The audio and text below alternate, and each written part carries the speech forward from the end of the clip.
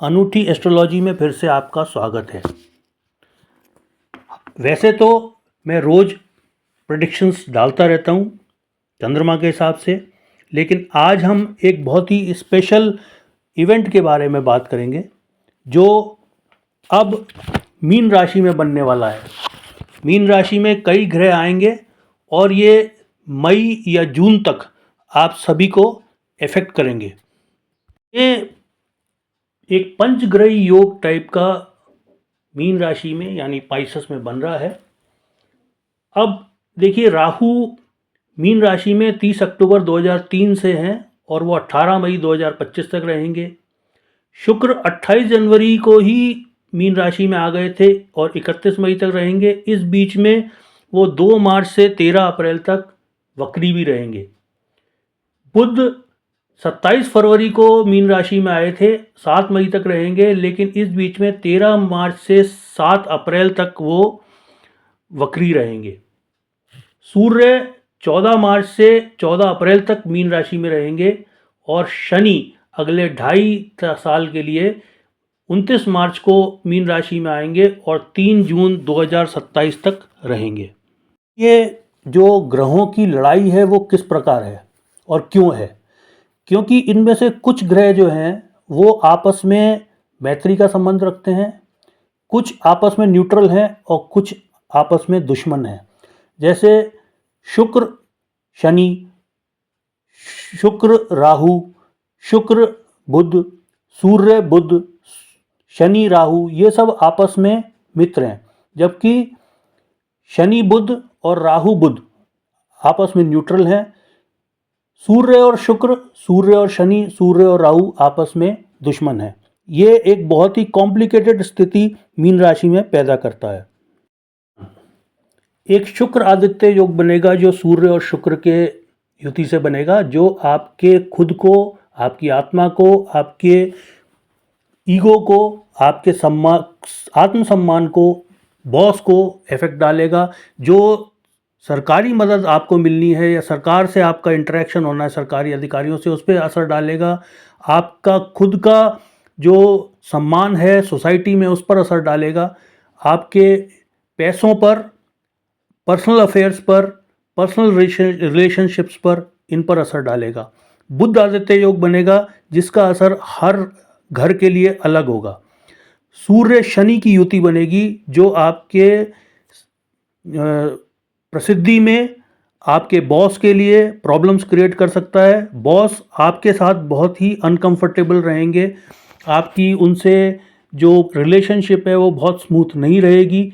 आपके पिता को समस्याएं हो सकती हैं, आपकी अपने पिता से संबंध ठीक नहीं रह सकते हैं। आप या आपके पिता दोनों में से कोई भी बीमार भी रह सकते हैं। राहु के युति से श्रापित योग मीन राशि में बनेगा जो आपसे बहुत मेहनत कराएगा लेकिन बहुत बुरे या कम रिजल्ट्स देगा। जजमेंट्स, अगर किसी ने आपके लिए जजमेंट देना है तो बड़े अनएक्सपेक्टेड होंगे। आपको खुद लगेगा कि मैं चीज़ों की तह तक जाऊं, अंदर तक खोज करूं। आपकी धार्मिक प्रवृत्ति में कमी आएगी और इस समय आप जो है वो अपने पुराने जो प्रोसीजर हैं उसमें भी कुछ ना कुछ बदलाव करना चाहेंगे। आपको कुछ असमंजस की स्थितियां होंगी, आपको कुछ गलतफहमियां होंगी, आपके वैवाहिक जीवन में प्रॉब्लम आ सकती है, लोगों से लड़ाई झगड़े हो सकते हैं। इसी तरह सूर्य और राहु की युति जो है वो आपका जो कॉन्फिडेंस है उसको गिरा सकती है।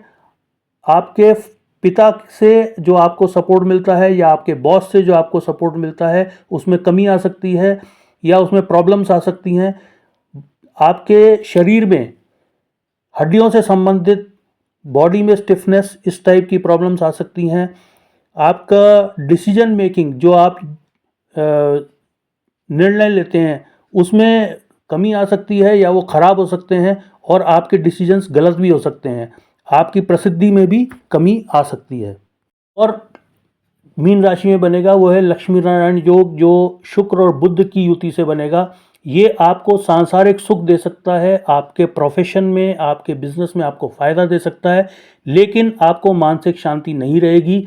आपका ध्यान ज़्यादातर पैसे में रहेगा।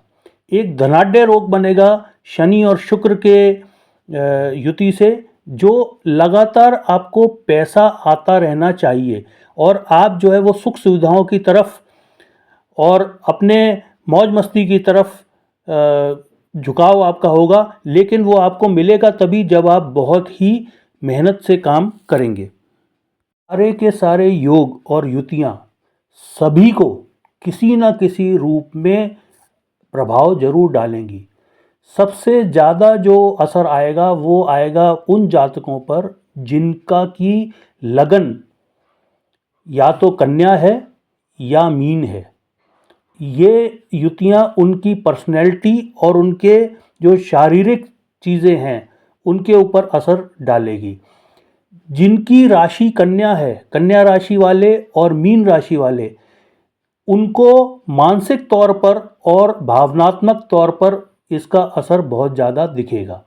बाकी सभी राशियों के लिए जो इन युतियों का जो असर है वो किसी न किसी फॉर्म में दिखेगा। इस बात पे डिपेंड करेगा कि वो किस घर में उनके बन रहा है। ये जो योग या युति हैं ये एक साथ नहीं बन रही हैं।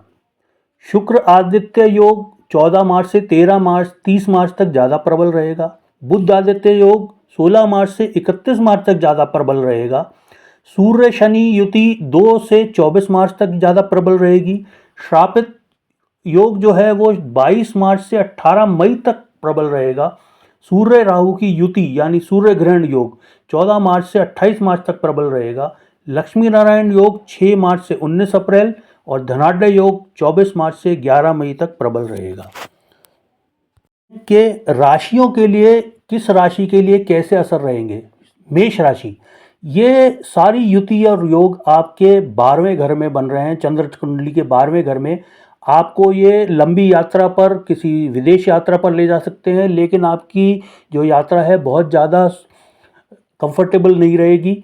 आपके कामों में रुकावट तो नहीं आएगी, लेकिन आपका काम जो है वो सफ़र करेगा। जब आप यात्रा पर होंगे, यात्रा पर नहीं भी हैं तो काम जो है वो सफ़र करेगा, आपका खर्चा बढ़ेगा, लेकिन आप जो है वो हो सकता है विदेश से या विदेशियों की मदद से पैसे कमाएं।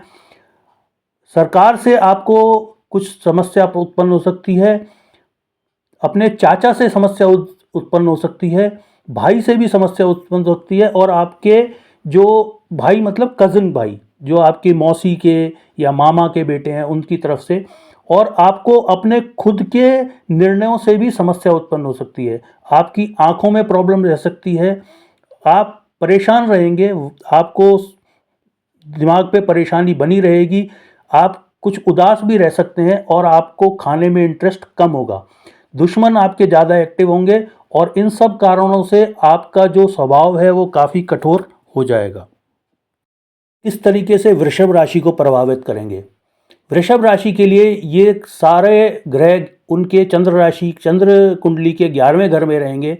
आपको कलात्मक चीज़ों में इंटरेस्ट आ सकता है और आप कई जगहों से पैसा कमा सकते हैं।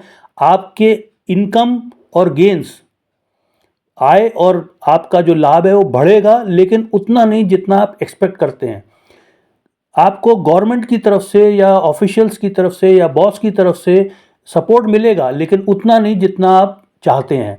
आप किसी भी प्रॉपर्टी के लिए अपनी डील कर सकते हैं या सोच सकते हैं खरीदने के लिए, लेकिन अगर आप इस दौरान खरीद रहे हैं तो बहुत ही सावधानी बरतें। सोशल मीडिया पर, सोशल सर्कल में आपके काफ़ी उतार चढ़ाव रहेंगे और ये सब आपके पर्सनल रिलेशनशिप्स को या आपके दोस्तों के साथ रिलेशनशिप्स को प्रभावित कर सकता है। हालांकि आपका जो भी जीवन साथी है वो आपको पूरी तरह सपोर्ट करेगा। आपके कंधे में या कान में समस्या हो सकती है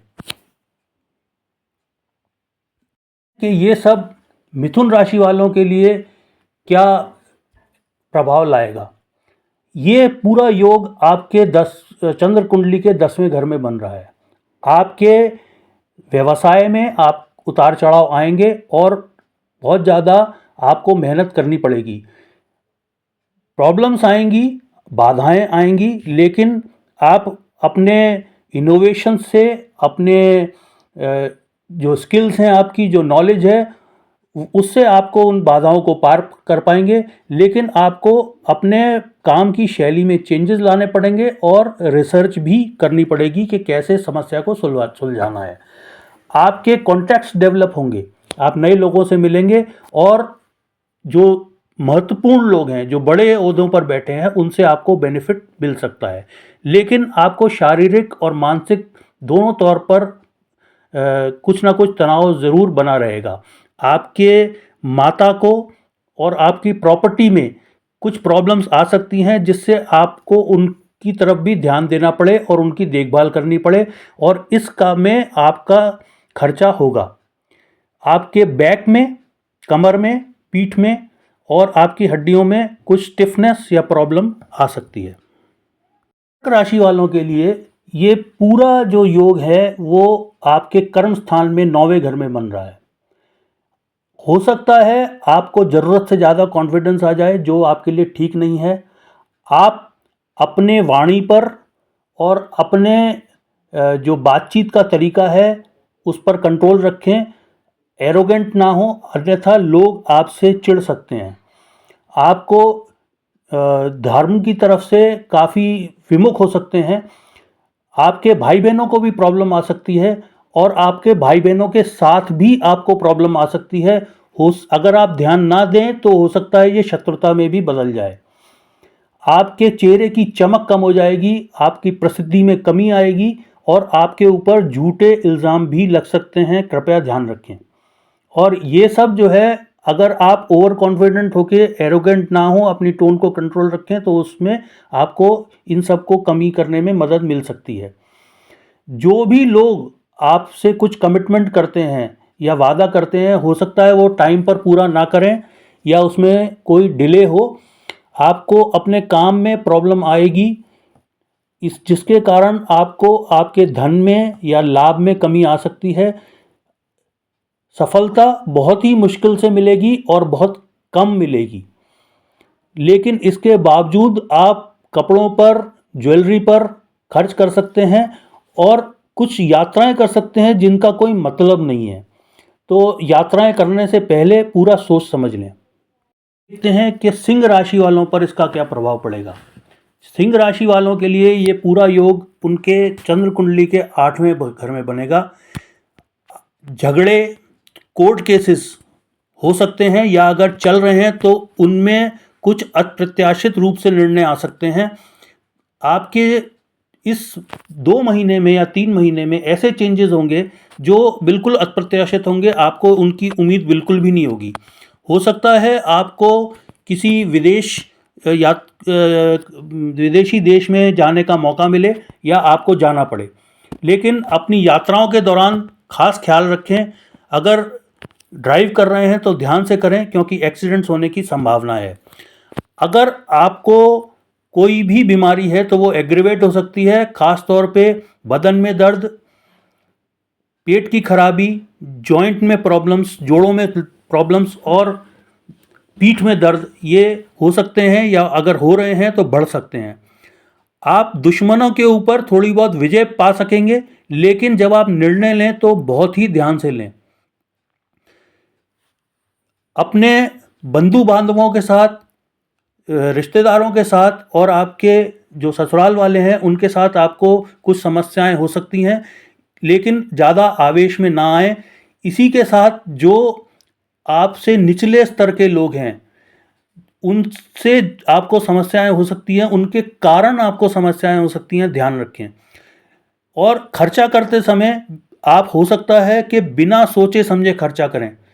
आपका इंटरेस्ट इन दिनों हिडन नॉलेज जैसे कि एस्ट्रोलॉजी है, ऑकल्ट साइंसेस है, टैरो कार्ड्स है या किसी भी दूसरी सब्जेक्ट में जो चीज़ें लोगों को पता नहीं है उसके बारे में आपका रुझान हो सकता है आप उसमें कुछ काम करने लगें। तो ये था इस वीडियो का पार्ट 1। पार्ट 2 हम कल देखेंगे। अभी तक हमने सिंह राशि तक देखा है, कन्या राशि से मीन राशि तक का हम कल एनालिसिस करेंगे। तब तक के लिए जय हिंद। अनूठी में विजिट करते रहिए, रेसिपीज़ और एस्ट्रोलॉजी का आनंद उठाइए और अपना फीडबैक दीजिए। Thank you so much friends, thanks a lot.